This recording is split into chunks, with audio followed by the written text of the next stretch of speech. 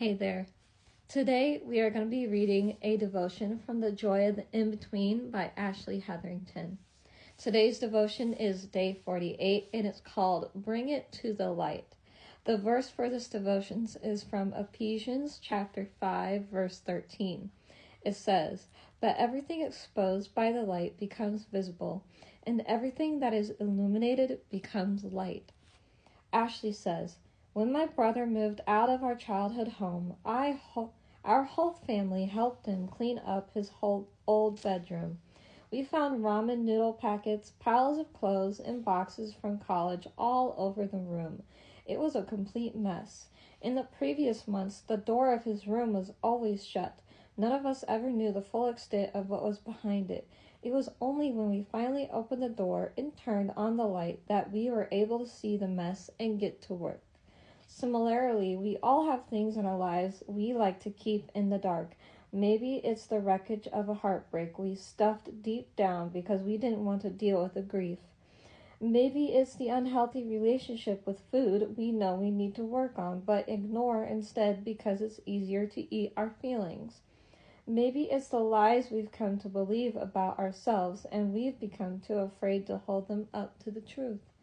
Whatever the secret is, we hide the rejection, pain, and hurt of this dark area in our hearts.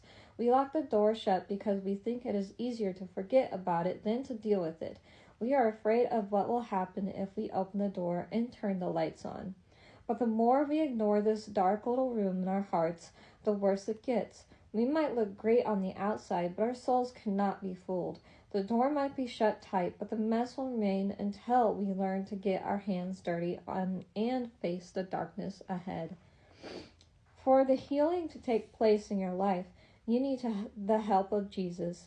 He alone can let you know that you have an area in your heart in need of healing.